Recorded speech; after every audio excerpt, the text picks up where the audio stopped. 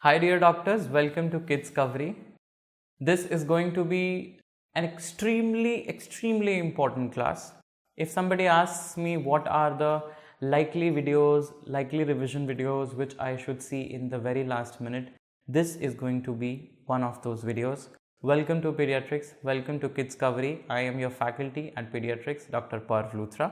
Let's quickly start with the developmental pediatrics, and the topic of discussion for today is going to be developmental milestones. I know there is a lot of content which is available in market, and with due respect to all the content creators, I would just like to say that it's easy to understand the developmental milestones, but the hardest part lies when you are supposed to remember them, retain them, recall them, reproduce them in front of the examiner. Then it becomes the difficulty, right?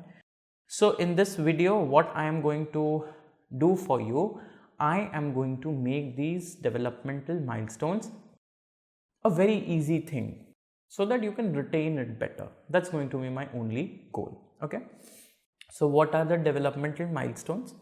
See, what I want to tell you is, like, for example, your kid is 1 year old, so the expected time by which you expect the child to stand without support is 1 year. Okay, so as a doctor, you should know that when my child should be able to stand. For example, if the baby of 1 year of age is not able to stand properly, that means the baby is having delayed milestone. The baby might be having some cranial defects, some brain abnormalities. All right, so these are the things which you have to keep in mind. Of course, in detail I am going to teach you in this lecture. So let's quickly start about the developmental milestones. So first of all, please understand that there are 4 types of milestones. One is going to be gross movements. So gross motor or gross movements means just like I expect the baby to stand. Fine activities, just like I want the baby to grasp the object, or I want the baby to grasp the object. Like, for example, if I just give him this pen, so he should be able to pick it up. I want my baby to do that, right? Then social, I want my baby to give a social smile, so that whenever somebody sees, the baby should be able to maintain the eye contact. Okay, so in some cases of cerebral palsy, babies are not maintaining the eye contacts, right? So in those conditions, we have to diagnose the cerebral palsy early and we have to treat them. Then comes the language. Baby should be able to start speaking mama, papa at a certain age. Okay, what is the age? I'll teach you, but at that age, baby should be able to say mama, dada, papa, right?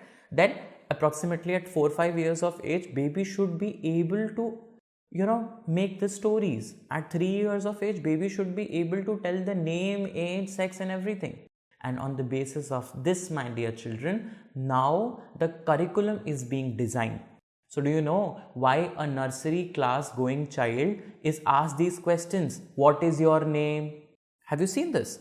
Because they want to check that if the baby's brain is grown or not. All right, so let us start. Okay, but before starting the ages, of course we'll learn them, but one thing that's important is, if a milestone is achieved by 50% of the children at a certain age, that's the expected age.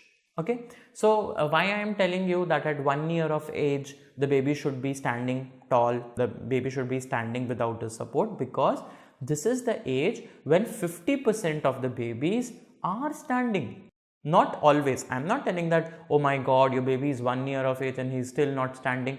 He might stand 10 days later, 20 days later. That's like acceptable, no issues. But the standards have been set keeping in mind the 50% of the children of that age. Okay, if 90% achieve it later than expected, it is delayed. Okay, till now as the part 1 of this video. Part 2 definitely I'll record another one and will share with you. All right, chaliye.